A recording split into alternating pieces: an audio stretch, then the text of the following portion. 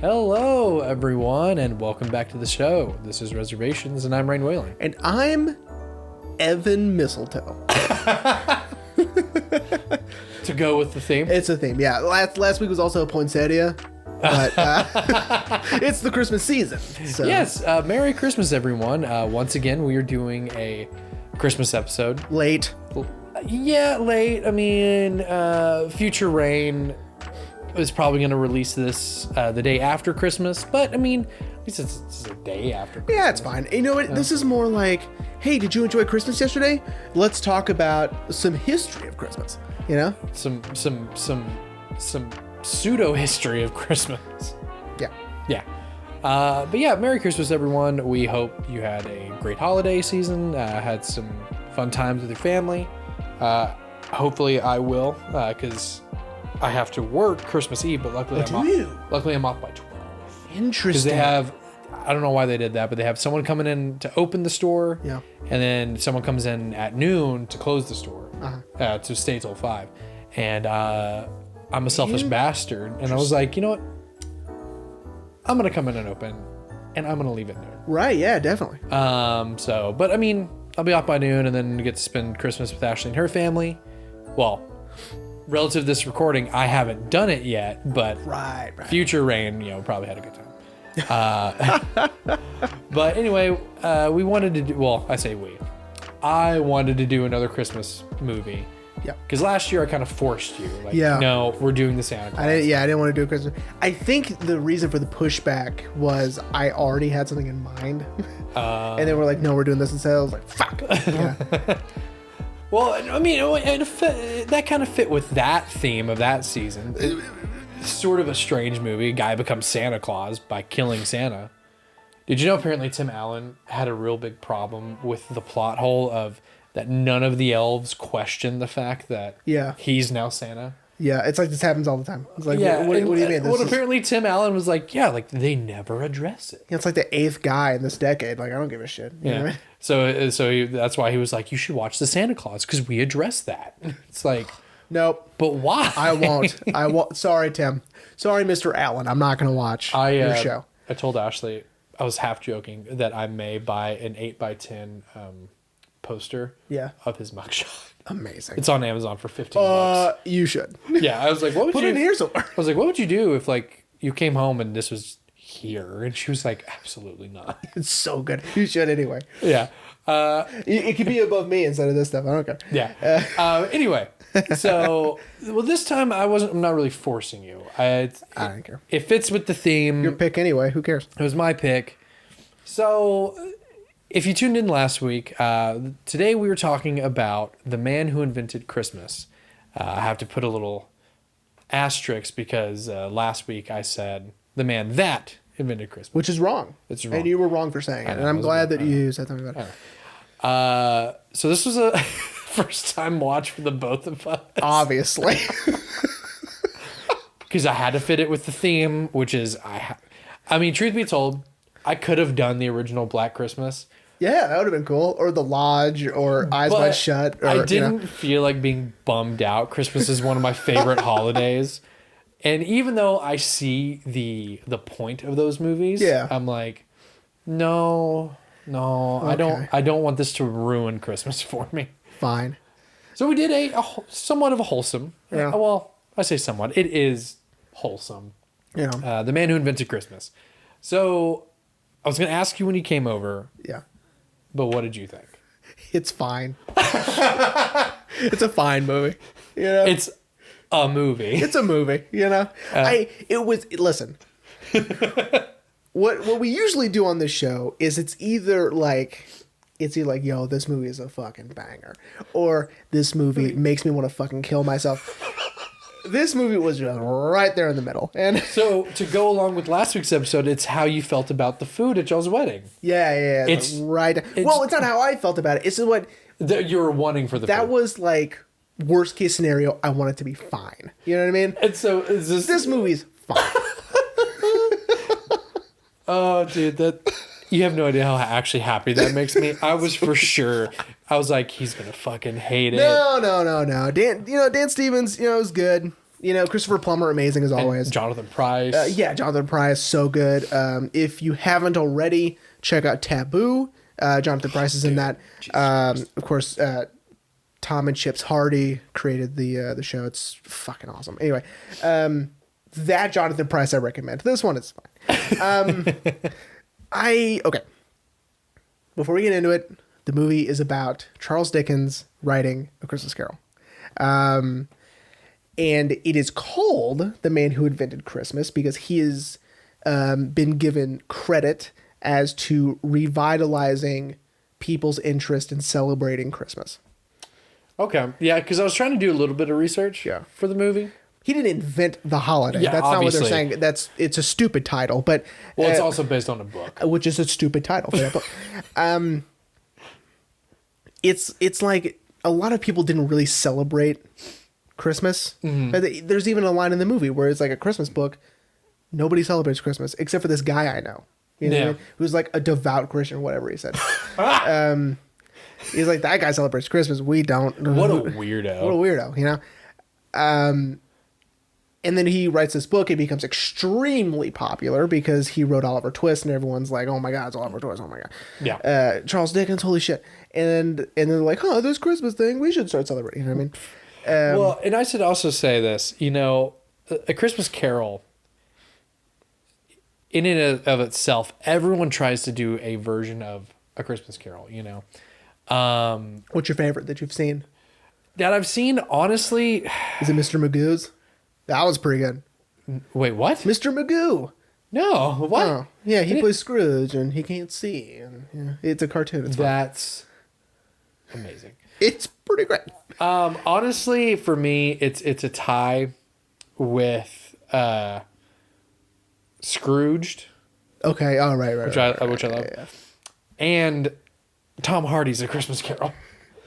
Oh, no, the Guy Pearce one? Yeah. Oh, yeah, the Guy Pearce one. Stephen Knight did that one. Yeah, so that one is a darker take, which you told me about. You're like, dude, you're going to fucking love it. Yeah, and I do. It's such a cool, interesting take. Yeah. Because, you know, I was thinking about it the whole time I was watching this movie because, you know, one of the problems, which I'll get to, you know, is changing overnight. Like, it's which whatever. you hate. I do usually. I give it a pass for A Christmas Story because that's like the whole thing. You know, it's like the whole point of the story. But Tom Hardy and Stephen Knight's version, he doesn't really. Did Tom Hardy produce that? Yeah, I didn't know that. Go ahead. Yeah,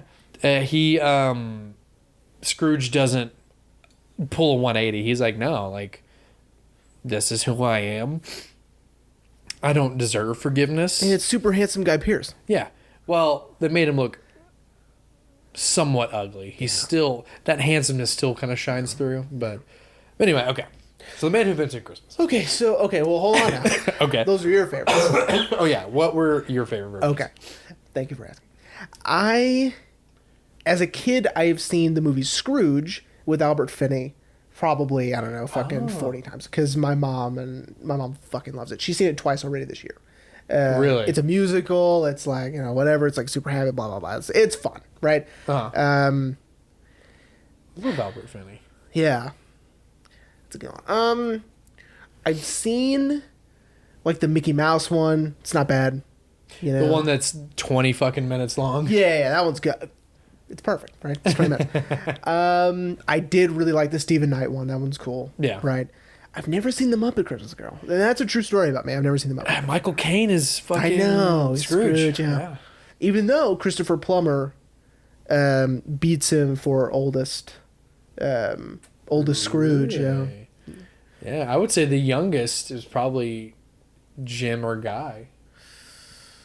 Maybe. You know, for Robert Zemeckis' Uncanny Nightmare. I don't know how old Albert Finney was. He was young. They just put him in old person makeup because he had to dance and shit.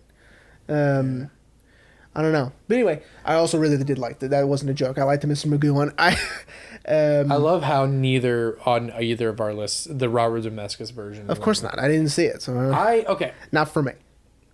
Is that like an Uncanny Valley one too? Yeah, that was right after he had done Polar Express. Oh, Beowulf. Yeah, because it was Polar, or no, yeah, it was Polar Express, then Beowulf, and then that. because he went through this really weird period. Motion capture. Yeah. Sorry. Hang on, everyone. Whatever. Anyway. Okay. So yeah. I guess I would have to say Scrooge because I've seen it the most times, and it's nostalgic for me, I suppose. Yeah. I mean. Yeah. But I feel like, but again, my point being is, everyone has tried to do a version of A Christmas Carol. Yeah. Ghosts of Girlfriends Past. That's A Christmas Carol. I forgot about that one. I've seen it. So have I. Yeah. And Netflix just did a brand new one called Scrooge, A Christmas Carol. It's animated. It looks dumb. Anyway. Oh man.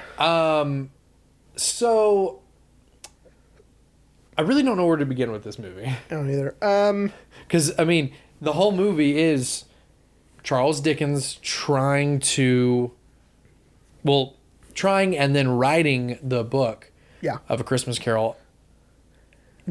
I was trying to look up how historically accurate it was. Yeah.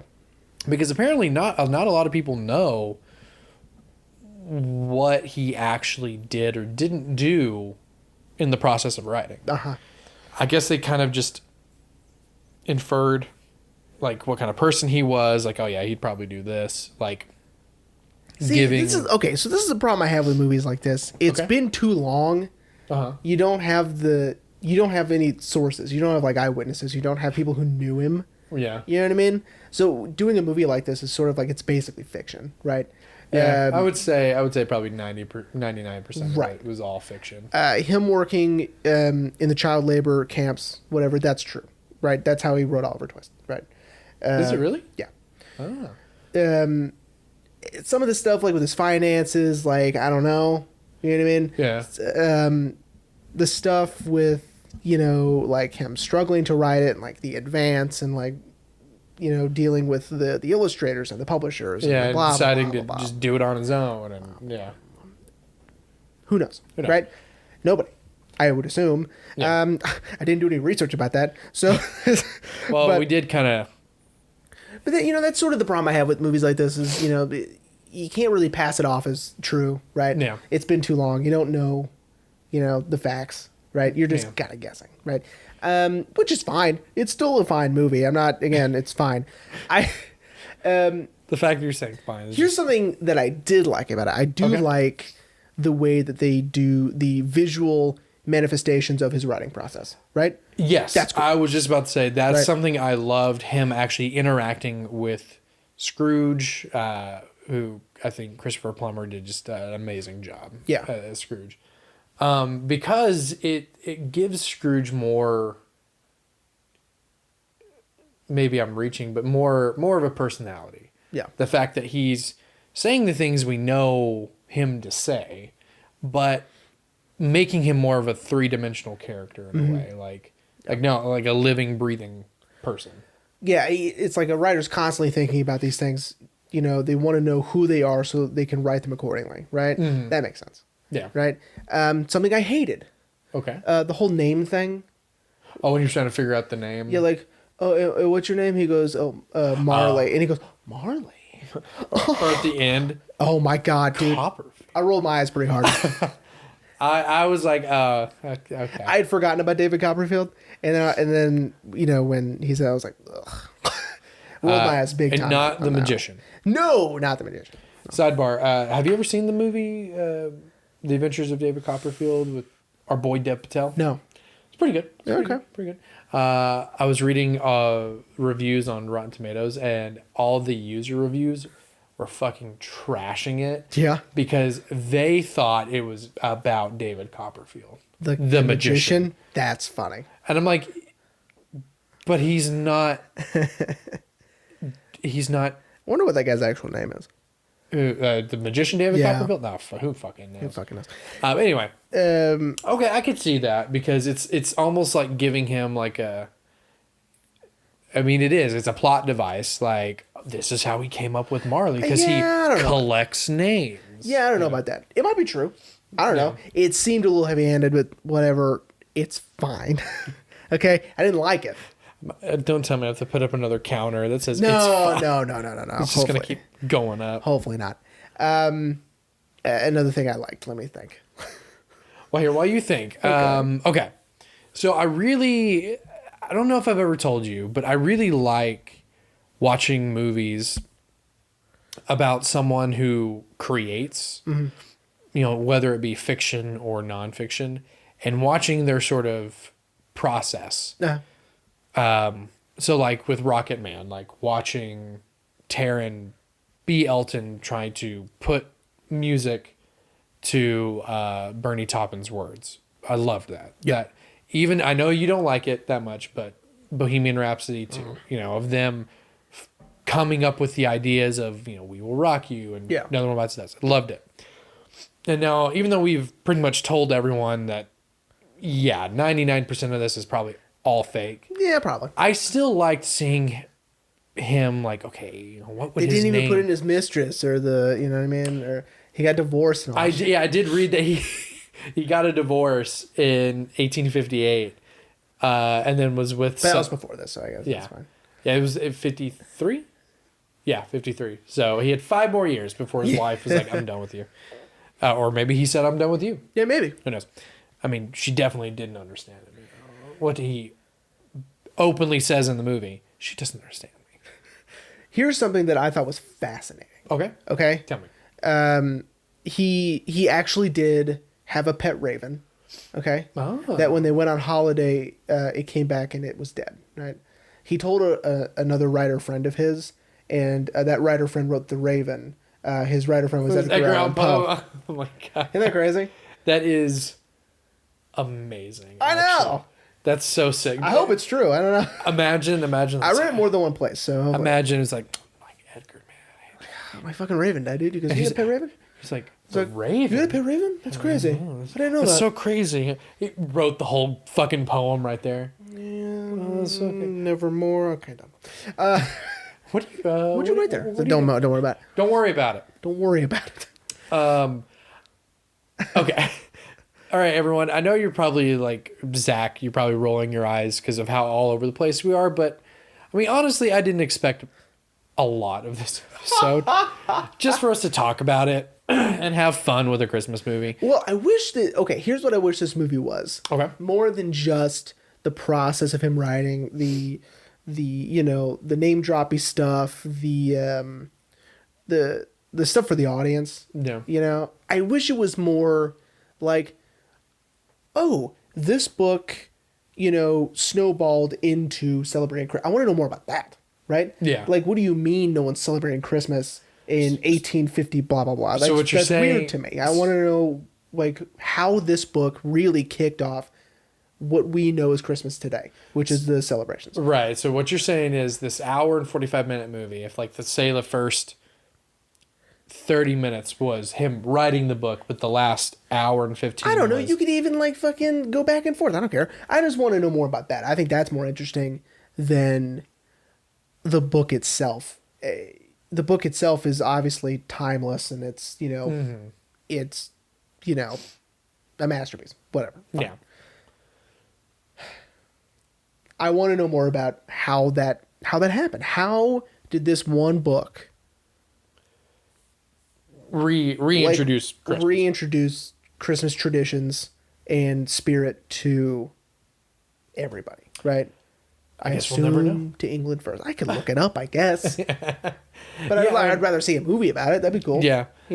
Like, how did that work? Like, how fast did that happen? Right? Yeah, I get that, because the little blurbs that we get at the end are good, but I was even like, okay, well, but how? And he wrote, I don't remember if I wrote this down or if it was in the blurb. I think I read it. That he wrote more Christmas books after that. Really? Yeah, he wrote like 4 more, or Christmas themed books. Interesting. Yeah, I never knew that. Kind of his thing after a while, I guess. Well, yeah. I mean, if it ain't broke, why fix it? And then David Copperfield in there somewhere. Yeah, someone was like, "Yeah, I'll do that." He did that in sections, I think. Copperfield. Like writing the book, like he would release a chapter at a time. Oh. Yeah, I think that's... Isn't that called Quibi? Oh wait, no, it's just a failed streaming platform.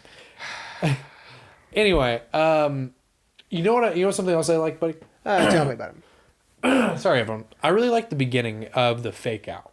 Okay. Where even though we see him in the dressing room on his book tour, the guy announcing him looks like the pictures of older Charles Dickens. And I was like, wait, because I thought it was going to be like, here he is now. Oh, okay. Now we're going to Tarantino it, and it's going to be Dan Stevens. Yeah. You know, but then Dan Stevens comes out. And I was like, oh, it was just a fake out. And Stan Stevens was great in this. Absolutely. I'm not saying that, he was bad. He was great. I mean, again, Christopher Plummer, I think, steals the show. I think he's amazing at everything 100%. he does. I was trying to tell Haley who he was, right? I mean, he was in Sound of Music. Isn't that crazy? How long ago that was? She goes, oh my God. so I've never seen Sound of Music. I don't know. But okay. He was in Knives Out. Like, you've seen those? Never seen Knives Out. She hasn't actually yet. Oh my God. She wants to, though. We'll get there eventually. All right. Because I want to see Glass Onion. So, only a few more days. I know. So, he was great. I think some of the stuff with, especially when Charles Dickens goes back to that labor camp that he worked in as a child, and then of course Scrooge is like, that was a little melodramatic for me. Yeah, I was wondering why the movie was considered a comedy drama. And for a PG movie, the drama is very melodramatic. Yeah. But I mean, I guess I get it. I think they were trying to show that it's almost like Charles Dickens is going through a similar Scrooge-ness himself, right? And he's putting a lot of things first and snapping at his like his maid. assistants or maids or whatever, like not paying attention to his wife, or I forgot he even had kids. I thought maybe it was like that, and he's trying to figure out a way to legitimately figure out how to change this guy's personality overnight, right? Mm-hmm. See, and that's what I thought the rest of the movie was going to be is him trying to determine how a person would just change their entire personality over the course of a night. Yeah. Because as we kind of talked about at the beginning of the show, the Tom Hardy Stephen Knight, that Scrooge doesn't. Right. Or at least not immediately. Yeah. Because they definitely left it open to where he...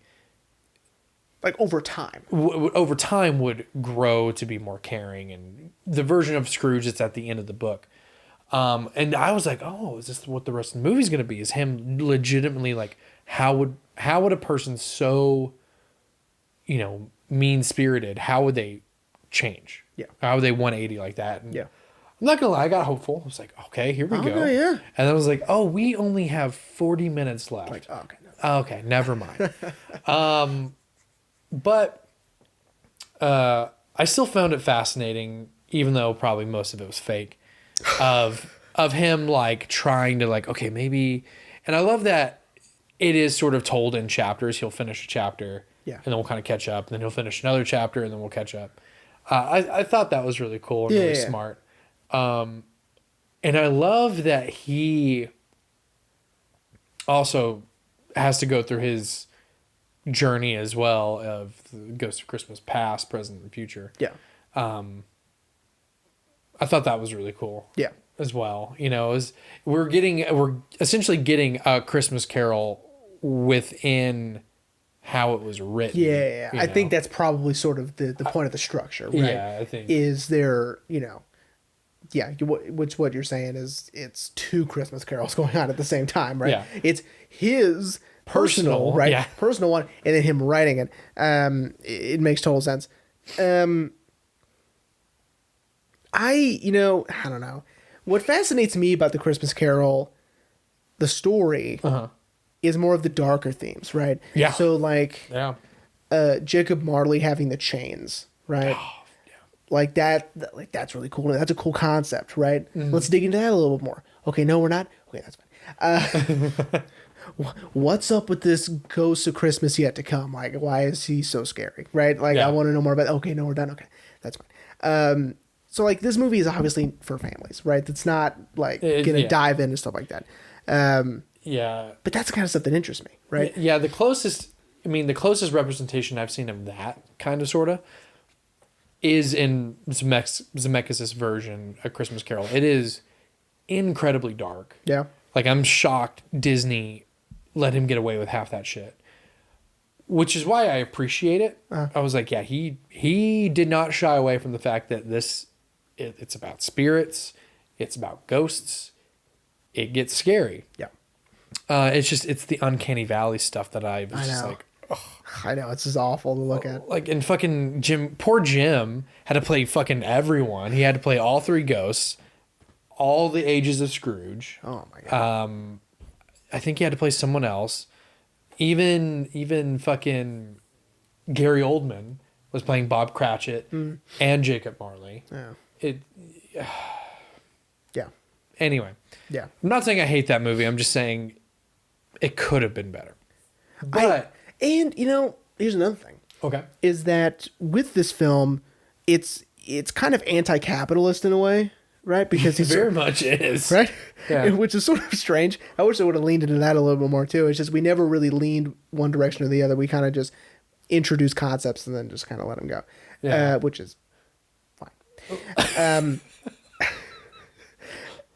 But with him and his financial trouble, if that even was true, right, like that's sort of interesting that he's taking this anti-capitalist approach because of his financial troubles, right? Yeah, and it's almost like self-fulfilling prophecy, right, where he doesn't want to contribute to that, but if he doesn't, then he has no money. yeah, But it's almost like he's like, well, I'll figure it out then, Yeah, that was sort of a half-baked idea, because then we never see him pay anyone off. that's true.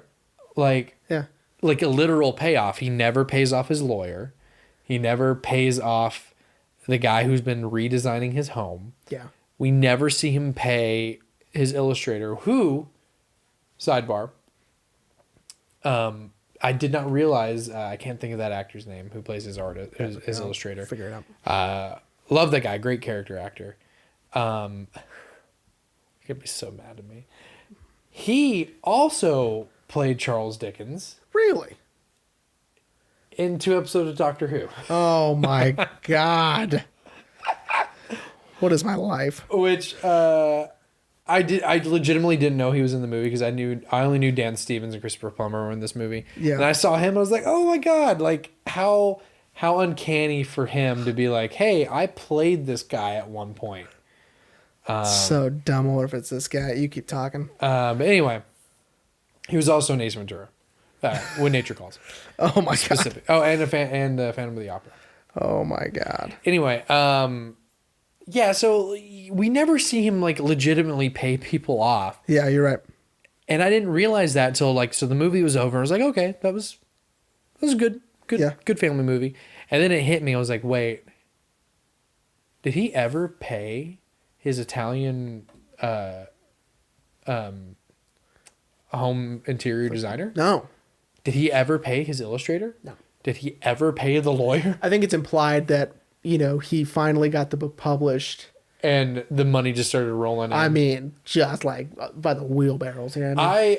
I do love, however, I laughed really hard when they're visiting the lawyer and he's like, yeah, how did the lawsuit go? We won. We won? Yeah, like Yeah. 22,000 or whatever. The 22,000 pounds and like, what? Yeah, but they're bankrupt. Yeah, not even money. It's just like another like just kick in the nuts. Like dude. roller coaster moment, right? Just like, okay.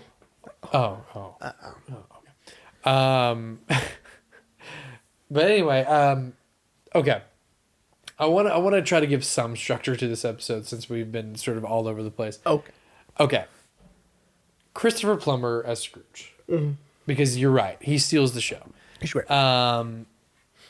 Again, as I said, I love seeing a sort of new version of Scrooge that makes him a little bit more three-dimensional. Yeah.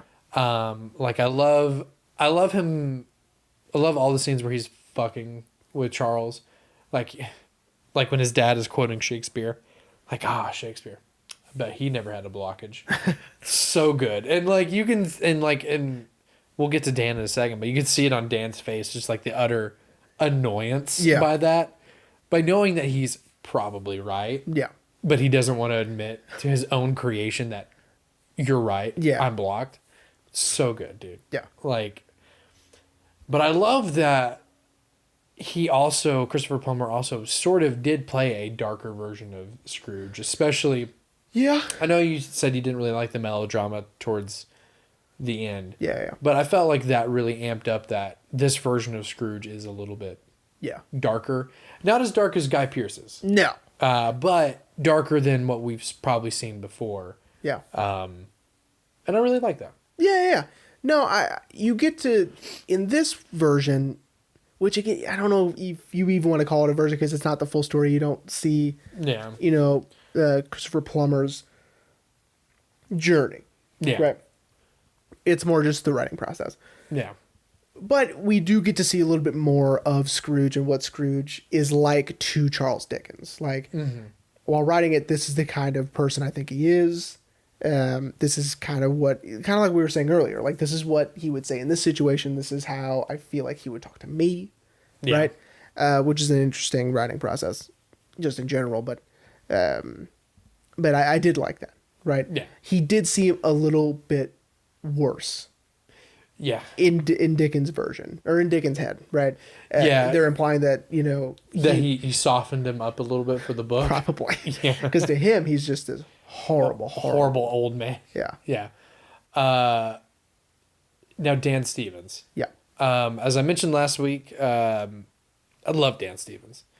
Granted, I haven't seen a lot of his stuff, but of the things I have seen, I think he's fantastic.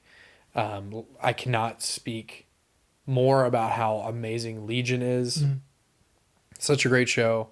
I never finished season 3, mainly because I don't want to. If I finish it, it's over, because that's the final season, and I don't want to finish it because the show is so good and so well written. And Dan just does such a good job. And I think besides Beauty and the Beast, this is the first time I've actually heard him use his actual accent. And Beauty and the Beast, it's a little bit more, because the majority of the movie, he's the Beast. It's a little bit more deeper and lower. Yeah. But so this, I was like, oh, good. He just doesn't have to pretend. He's just using his actual accent. Or maybe he didn't. Maybe it's a little more Victorian. You know what I mean? That is true. That is true. But I feel like they were using a little bit more contemporary language. You think? Like, not, like, as my wife would say, like in Amadeus. My wife hates that movie, and that movie is... It's like the whole point of Amadeus. Anyway, that it movie is amazing. I know, it's so good. But I only heard it like once, and it's with that critic who's all like, he uses the term, ye, like, old, ye old. Yeah. But then everyone else just speaks normally. So I don't know. I mean, maybe it was a little bit more contemporary, but maybe not. I don't know. Who's to say? Who knows why anyone does what they do? Holy shit. Yeah, Dan Stevens is great. I mean, again, this movie's sort of blah for me, so it's like, it's hard for you to find. Can't praise him too much because I'm like, it was fine, It's not Beauty and the Beast level. Yeah, obviously it's on Apostle level, so it's like I don't even know. I keep forgetting about Apostle. It's not Apostle, so I don't know even what we're talking about here. It's so good, dude. I thought Jonathan Pryce was great, dude. As the he's sort of a piece of shit. Yeah, he kind of goes back and forth, but yeah, he goes back and forth, but they kind of paint Charles as not really that good of a person either, right?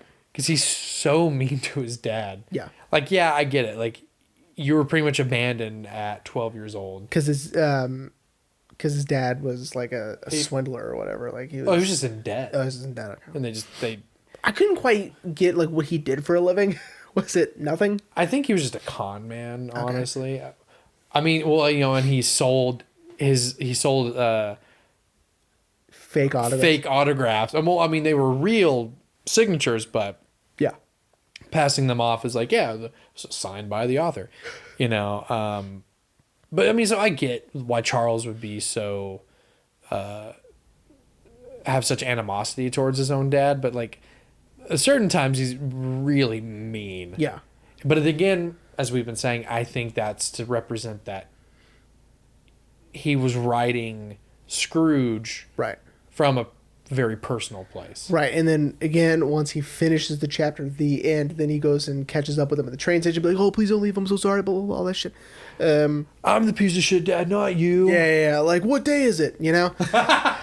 It's just so Oh my god! I was actually waiting for that. I know. With how many on the nose references they were making, I was like, please, someone say, "Boy, what day is it?" Is it still Christmas? Yeah. I haven't missed it yet. There's still time, you know. Oh shit. I was surprised it wasn't a Christmas goose. A cooked goose. Ebenezer Scrooge. Yeah. The best random joke in Hot Rod. Fucking Chris Parnell. It's Ebenezer Scrooge. Yes, a cooked goose. So dumb. But yeah, I mean, I don't know what else to say about this movie, man. I may have bitten off more than I could chew. I was expecting. I don't think it's enough. You know what I mean? Like, Yeah. This movie is just, it's fine. I mean, I feel like this is exactly what happened with our Santa Claus episode. Maybe. But I did want to do another shout out to... Oh, his wife, yeah. No, Morfydd Clark. Morfydd... Morfydd. Morfydd. The actress who plays his wife. Yes. She is in Saint Maud. She plays Maud. I was trying to, figure out where I knew her from the whole movie, and I couldn't figure it out until just now. Dude, that movie seems like a it's trip. So good. Yeah. Saint Maud is so good. I mean, she's in this movie too, which is fine. But Saint Maud is this movie fine? It's fine. But Saint Maud is like really good. Technically not a Christmas movie, so we wouldn't have been able to do it. It does not take place during Christmas. Imagine that we did that movie. Jesus Christ. That'd have been awesome. That movie's great. So a lot more to talk about than this. Again, I was more fascinated with the stuff they didn't cover. You know what I mean, okay. And again, I get it. It's for families. It's not for Jeremy's. It's not for two almost 30-year-old men who are trying to deconstruct this movie. Yeah, it's for families. It's a fun time. It's a wholesome, fun time. Mess around. And like I'm being mean to it. And I shouldn't be being mean to it. It's fine. No, I mean you could be mean to it. I mean, I don't want to. Do you think the filmmakers watch this? They might. Imagine the director, who I think this was like his directorial debut. Let's find out. Just like, how could they say such things? Yeah, I'm gonna. My phone's froze. Sounds like you should update it. Oh wait, no, it's fine. Joke's on you. Don't have to. Okay. But anyway, okay, so stuff. I don't want to like drone on and on to fill For time. no reason, yeah. But I do want to say that. What? It's not his directorial debut. What was? I'll tell you what was his 3rd movie. The Crow Salvation. Oh my god. Oh no. Yep. That's Yep. The 3rd Crow movie. This guy did so. You can see the influences. You can see where he got some of his ideas from. You know what I mean? Oh my god. However, this. Oh, it's a TV show. Never mind. Sorry, I'm looking at his filmography and this TV show with Charlie Hunnam. Hunnam is pretty well received. Which one? It's called. Is it that one that everyone like? Shantaram. Yeah. Yeah. I heard about that. I think he got like a season 2 or some shit. Yeah, he directed an episode of that. Episode? No, 3 episodes. I'm sorry. Directed 3 episodes. That's pretty cool. You know what I mean? Okay. That's not nothing. You know? All right. Dude's going places. All I want to say is that I did enjoy the movie, just because I saw it for what it was, just exactly what you said, a family fun time. I didn't hate it. Would I watch it again? Maybe. I don't know. I will not watch this again. Just because, Ashley and I tried to do a 25 Days of Christmas movies. Yeah. but we hadn't been doing it this year just because. You still have time. You still have time for Eyes Wide Shut. You still have time for The Lodge. Well, you still have time for Black Christmas. Well, we still have to watch A Christmas Vacation because that's Ashley's favorite movie. Okay. I think we're gonna watch A Christmas Story Christmas. Okay. The sequel to, well, technically the true sequel, because there was a sequel. Right. This is the true sequel to A Christmas Story. But we haven't gotten to do it this year just because y'all's wedding and then the other wedding we went to. So Yeah. we'll probably do it next year. But I did enjoy it. It just, you know. It was fine. It's fine. It was fine. I don't know why that makes me laugh. I gave it a 3 on Letterboxd. No heart. Sorry. Yeah. But, it's fine. Can't be all winners. No, they can't. Well, Jeremy, are you ready to wrap up this very short Christmas episode? Very chaotic. Very unorganized. It's all right. It's fine. Yes. It's okay. I wasted a pick on it. It's okay. It's fine. I don't know why it's so funny. Anyway, so Jeremy. Yeah. What are we going to be talking about after the holidays? Well, it's going to be better than this, I'll tell you that.